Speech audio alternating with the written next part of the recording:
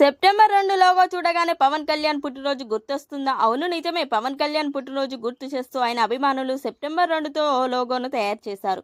ప్రస్తుతం ఈ లోగో సామాజిక మాధ్యమాల్లో వైరల్ అవుతుంది. పవర్ స్టార్ పవన్ కళ్యాణ్ గ్రామీణాభివృద్ధి, పంచాయతీరాజ్ శాఖ మంత్రి అయినప్పటి నుంచి ఓ సంచలనంగా మారారు. బాధ్యతలు తీసుకున్న రోజు నుంచి బాధ్యత యువతగా పనిచేయడమే కాదు, ఆయన మంత్రిత్వ శాఖలో సంస్కరణకు శ్రీకారం చుట్టారు.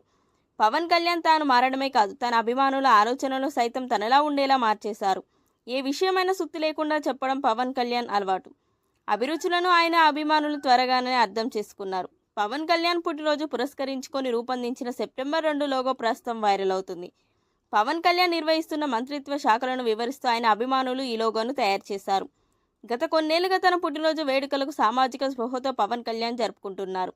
రక్తదానం, ఆసుపత్రులు, పాఠశాలల్లో శ్రమదానం, పేద ప్రజలకు చేయూత వంటి సేవా కార్యక్రమాలను నిర్వహించడం ద్వారా తన పుట్టినరోజు వేడుకలు నిర్వహించాలని అభిమానులకు పవన్ పిలుపునిచ్చారు.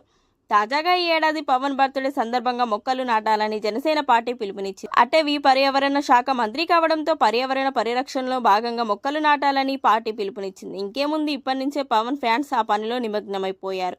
పుట్టినరోజు ముందే పవన్ కళ్యాణ్కి అదిరిపోయే గిఫ్ట్లు ప్లాన్ చేస్తున్నారు ఫ్యాన్స్. ప్రస్తుతం పవన్ పుట్టినరోజు అయిన సెప్టెంబర్ 2 లోగోను ఆయన అభిమానులు తయారు చేశారు. ఇది ప్రస్తుతం సోషల్ మీడియాలో వైరల్ అవుతుంది. పవన్ కళ్యాణ్ నిర్వహిస్తున్న మంత్రిత్వ శాఖలను ఈ లోగో సూచిస్తుంది. ఏనుగు, ఎడ్ల బండి, చెట్లు, నీరు ఇలా అన్ని రకాలు ఈ లోగోలో ఉన్నాయి.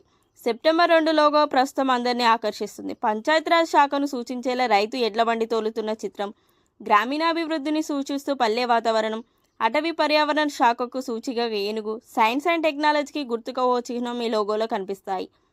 ప్రత్యేక లోగో తయారు చేయడం, అందులోనూ ఆయన మంత్రిత్వ శాఖను సూచించే విధంగా ఉండటం ద్వారా పవన్ కళ్యాణ్కు ఆయన అభిమానులు బర్త్డేకి ముందే బహుమతిని అందించారంటూ చర్చ జరుగుతుంది.